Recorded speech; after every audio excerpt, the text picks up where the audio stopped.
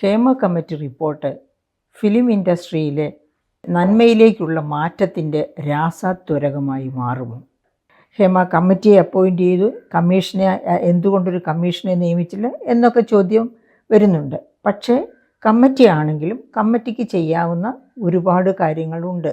നിയമപരമായി തന്നെ കമ്മീഷനാണെങ്കിൽ 6 മാസം കൊണ്ട് റിപ്പോർട്ട് കൊടുത്ത് 6 മാസത്തിനകം അത് അസംബ്ലിയിൽ വരണം. ആ ഒരു കാര്യത്തിൽ കമ്മിറ്റി റിപ്പോർട്ടാണെങ്കിൽ അത് അസംബ്ലിയിൽ വരാതെ പൂഴ്ത്തിവെക്കുകയോ എന്ത് വേണമെങ്കിലും ചെയ്യാം എന്നൊക്കെയുള്ള ചില ഓപ്ഷൻസ് ഉണ്ട്. പക്ഷേ ഇതും നിയമവിധേയമായിട്ട് തന്നെ നിയമാനുസൃതം നടന്ന ഒരു എൻക്വയറിയാണ്. അതുകൊണ്ട് തന്നെ ഇതിന് വേണ്ടത്ര വാലിഡിറ്റി ഉണ്ട് താനും. പക്ഷേ 2017 നടന്ന സംഭവം കമ്മിറ്റി രൂപം ചെയ്തിട്ട് 2 വർഷത്തോളം എടുത്താണ് 2019 ആ റിപ്പോർട്ട് ഗവൺമെൻറ്റിന് മുൻപിൽ വയ്ക്കുന്നത്. 2019 മുതൽ 2024 ഓഗസ്റ്റ് വരെ ഗവൺമെൻറ് അതിനു മുകളിൽ അടയിരുന്നു എന്നുള്ളതാണ് സംഗതികൾ ഇത്രയും വഷളാകാൻ കാരണം ഈ 4 വർഷവും കാര്യങ്ങൾ ഞങ്ങളുടെ ചൊൽപ്പടിയിൽ തന്നെ എന്ന് കരുതിക്കൊണ്ട് നടന്മാർ, അതായത് വൃത്തികേടുകളൊക്കെ കാണിച്ചുകൊണ്ടിരുന്ന നടന്മാർ അവരുടെ സ്വൈര്യവിഹാരം തുടരുകയാണ് ചെയ്തത്. പിന്നെ അത് അവസാനം നിവൃത്തിയില്ലാതെ വന്നപ്പോൾ ഹ്യൂമൻ റൈറ്റ്സ് കമ്മീഷനും ഒക്കെ ഇടപെട്ട് മാധ്യമങ്ങളുടെയൊക്കെ വലിയ ഇടപെടലുകൾ മുഖാന്തരം പുറത്തു വിടുമ്പോൾ തന്നെ 129 പാരഗ്രാഫാണ് അതിൽ നിന്ന് വെട്ടിക്കളഞ്ഞത്. അങ്ങനെയാണ് കോടതിയുടെ മുൻപിലെത്തുന്നത്. കോടതി പക്ഷേ അവസാനം പറഞ്ഞിരിക്കുന്നു, മുഴുവൻ പൂർണ്ണ രൂപത്തിൽ കോടതിയുടെ മുൻപിൽ സമർപ്പിക്കണം എന്ന്.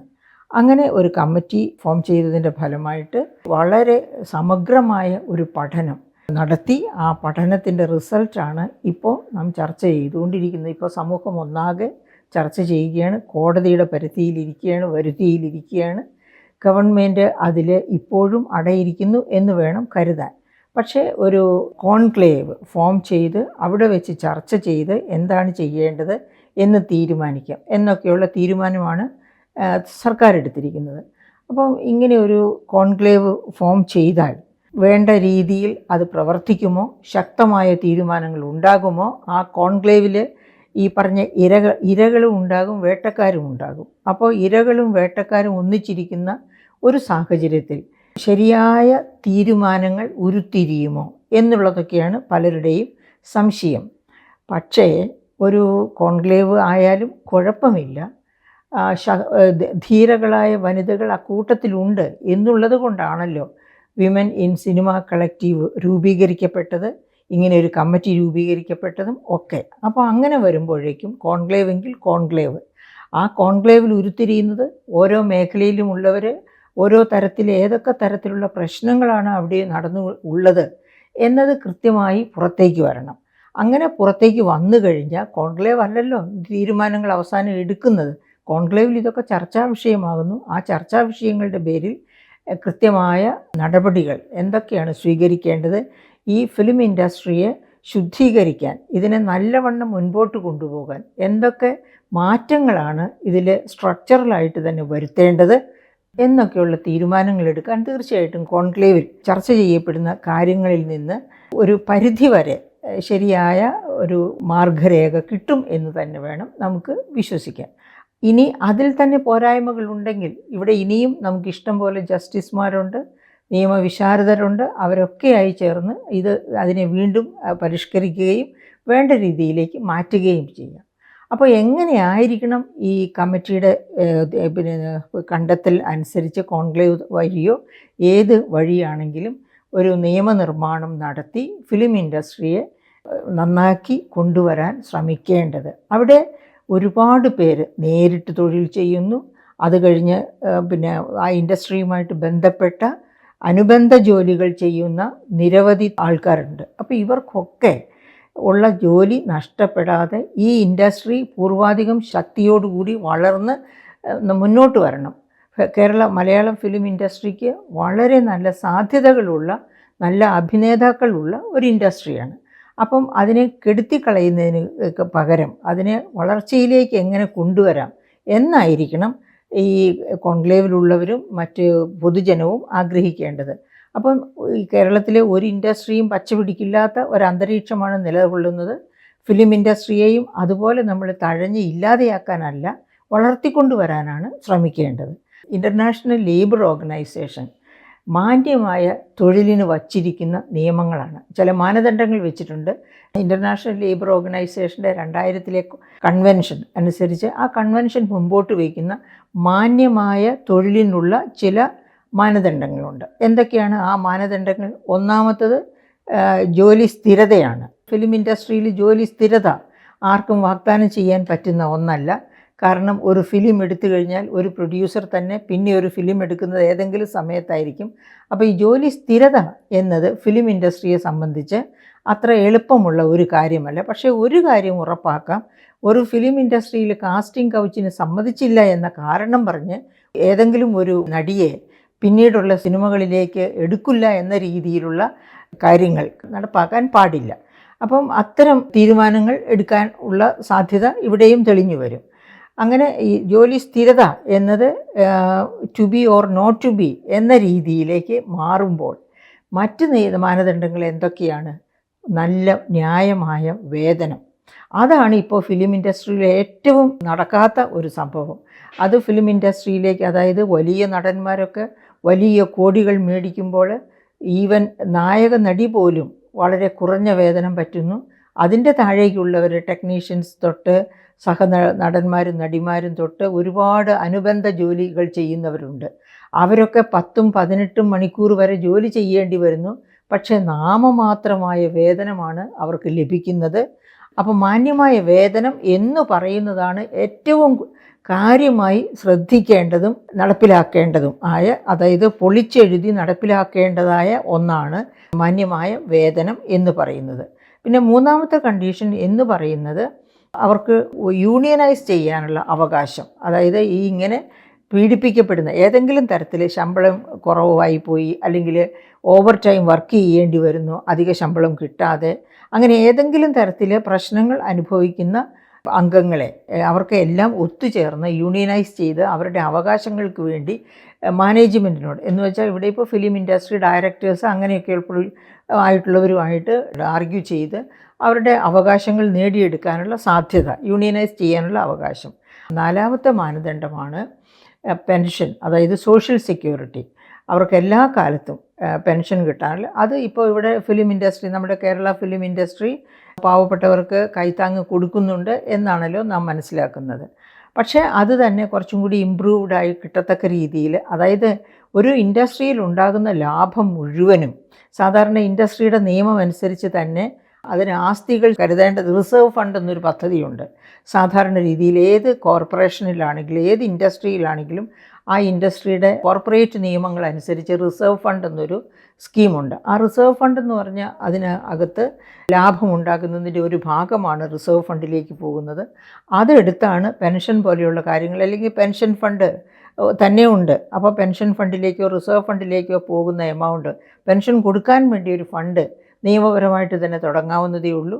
അങ്ങനെ തുടങ്ങിക്കഴിഞ്ഞാൽ ആ ഫണ്ടിൽ നിന്നെടുത്ത് മാന്യമായ പെൻഷൻ, എന്തെങ്കിലും ഒരു കൈത്താങ്ങ് ഞങ്ങളുടെ സൗജന്യം കൊണ്ട് തരുന്നു എന്ന രീതിയിലല്ല, അത് അവരുടെ അവകാശമാണ്.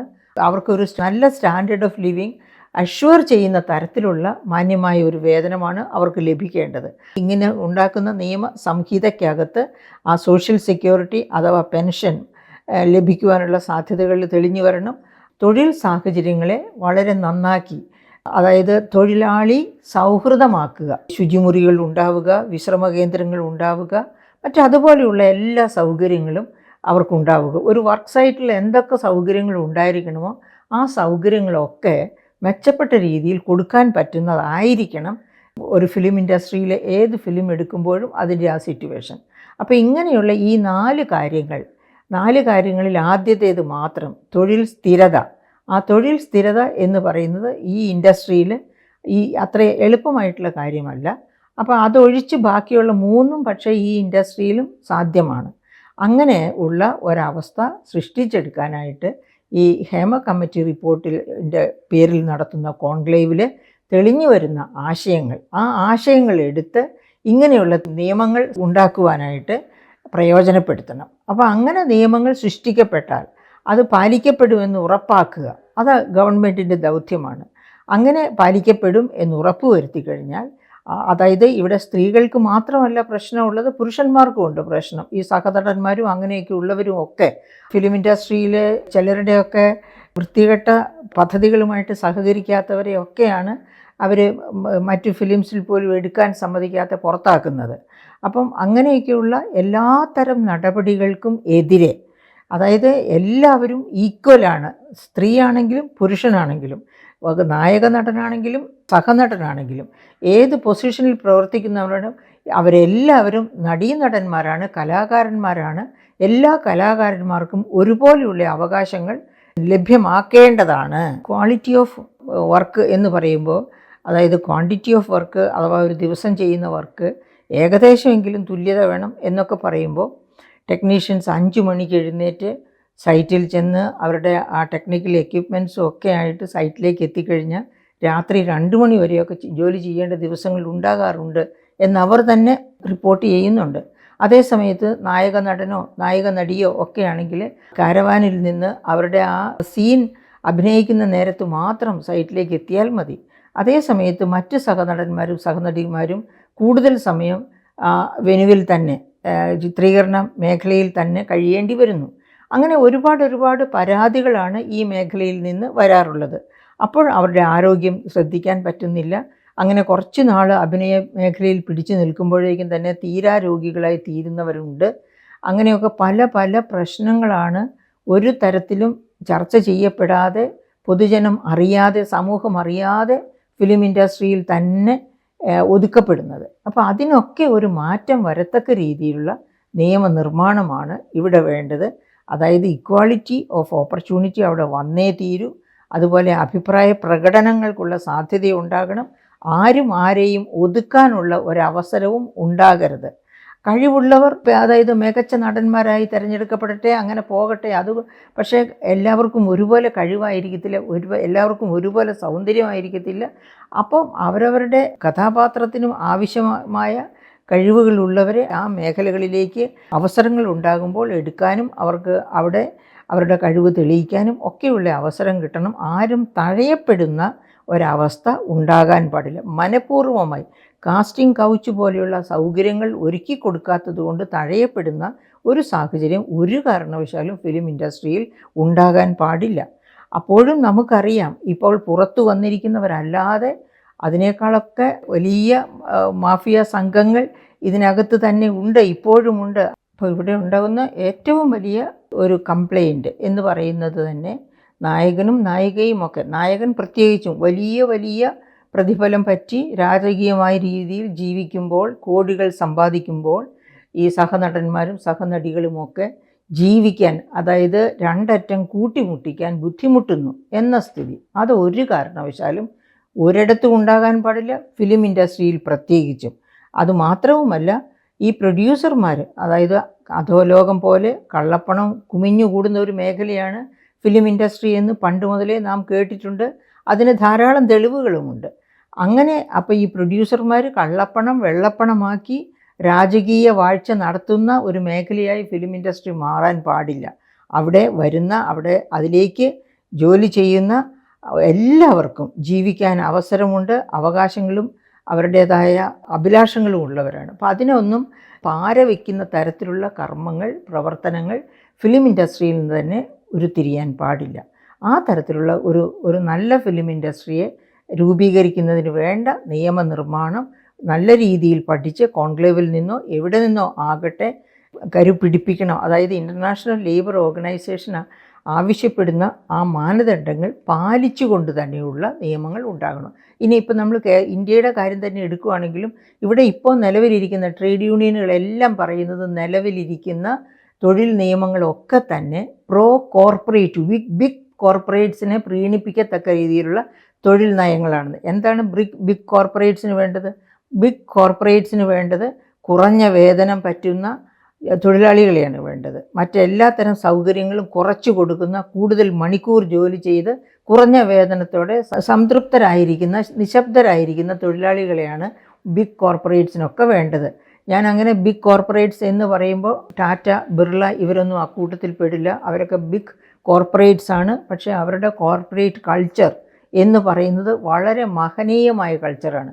അവിടെയൊക്കെ ജോലി ചെയ്ത് റിട്ടയർ ചെയ്തവരോട് ചോദിച്ചാൽ തന്നെ നമുക്ക് മനസ്സിലാകും, അവരൊക്കെ സ്വകാര്യ കോർപ്പറേറ്റുകളാണെങ്കിൽ പോലും എത്ര മാന്യമായിട്ടാണ് സ്വന്തം വീട്ടിലെ അംഗത്തെ പോലെയാണ് തൊഴിലാളികളോട് പെരുമാറുന്നത് എന്ന് പറഞ്ഞു കേട്ടിട്ടുണ്ട്.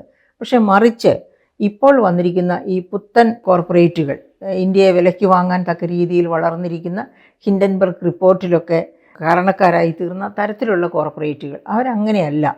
അവരെപ്പോഴും തൊഴിലാളികളുടെ സ്വാതന്ത്ര്യത്തെ ഹനിച്ച് അവരുടെ അവകാശങ്ങളെ ലഘൂകരിച്ച് കാണുകയും അങ്ങനെ കോർപ്പറേറ്റ് മേഖലയിൽ ആധിപത്യം പുലർത്താൻ ശ്രമിക്കുകയും ചെയ്യുന്നവരാണ്. അപ്പോൾ ആ തരത്തിൽ ഫിലിം ഇൻഡസ്ട്രിയും അധപ്പതിക്കാൻ പാടില്ല. ഫിലിം ഇൻഡസ്ട്രിയിൽ എല്ലാവരും കലാകാരന്മാരാണ്. എല്ലാവരും കലാകാരന്മാരായതുകൊണ്ട് തന്നെ അവരുടെ ആ കലാനൈപുണിക്ക് അനുസരിച്ച് അവർക്ക് വേതനം കിട്ടണം. ഒരു നല്ല ഒരു സൗഹൃദ അന്തരീക്ഷം ഫിലിം ഇൻഡസ്ട്രിയിൽ ഉണ്ടാകണം. അതാണ് ഏത് വ്യവസായത്തിൻ്റെയും വളർച്ചയ്ക്ക് പോഷണമായി തീരുന്നത്. അത് തന്നെ കേരളത്തിൻ്റെ ഫിലിം ഇൻഡസ്ട്രിക്കും വളർച്ചാ സഹായിയായി തീരട്ടെ. അങ്ങനെ നിയമനിർമ്മാണങ്ങൾ നടക്കട്ടെ എന്ന് നമുക്ക് പ്രത്യാശിക്കാം.